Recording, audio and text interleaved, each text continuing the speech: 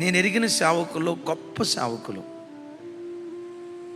వారి వృద్ధాప్యానికి వచ్చినప్పుడు మరణకరమైన రోగాల చేత పీడించబడి కొన్ని నెలల పాటు, కొందరైతే సంవత్సరాల పాటు మరణ పడకలో వేదన పడి బక్సింగయ్య గారు, నేను 95లో హైదరాబాద్ వచ్చినప్పుడు బక్సింగయ్య గారిని చూడటానికి 97లో వెళ్ళా.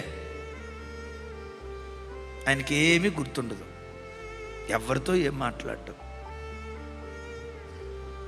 అక్కడ సేవ చేసే సేవకులు ఆయనకి స్నానం చేయించి కుర్చీ మీద కూర్చోబెడితే ఆ కుర్చీ మీద ఇలాగే కూర్చొని ఇలా సొంగగార్చుకుంటా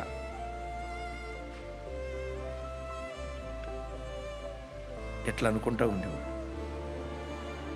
ఒక్కరోజు కాదు తమ్ముడా, ఒక్క నెల కాదు, ఒక్క సంవత్సరం కాదు, నేను విన్నది ఆల్మోస్ట్ 12 సంవత్సరాలు అలాగే రోగంతో ఉన్నాడట.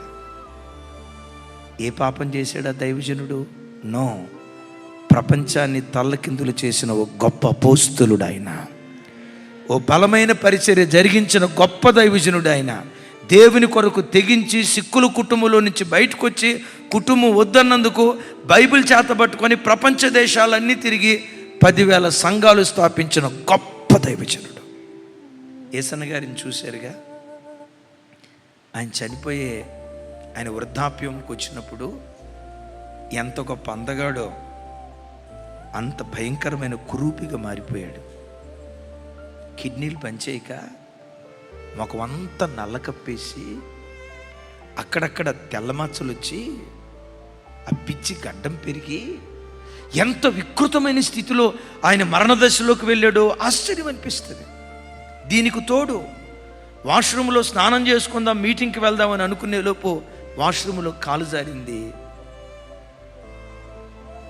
ఎముకలు మొక్కలుగా ఇరిగిపోయాయి.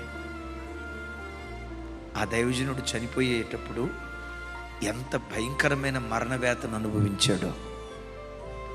మీలో ఎవరైనా శ్రమలతో ఈ రాత్రి వచ్చారా? కష్టాలతో ఈ రాత్రి వచ్చారా? కన్నీళ్లతో ఈ రాత్రి వచ్చారా? మిమ్మల్ని చూసి వాక్యం సరిగ్గా తెలియనివాడు, వీడికి భక్తి లేదు కాబట్టి వీడి బ్రతికెట్ట అయిపోయింది, వీళ్ళ ఇంట్లో ప్రార్థన లేదు కాబట్టి వీళ్ళ సంసారం ఎలా అయిపోయింది, వాళ్ళ పిల్లలకి పెళ్ళి ఎందుకు కాలా, వాళ్ళకి ఎందుకు సంతానం కలగల, వాళ్ళకి ఎందుకు ఉద్యోగాలు రాలా, ఎవరైనా వెకిలిగా మాట్లాడుతూ ఉంటే కృంగిపోకు. ప్రవక్తల దారిలో నీవు నడుచుకుంటూ వెళ్ళే కృప దేవుడు అనుగ్రహించాడు.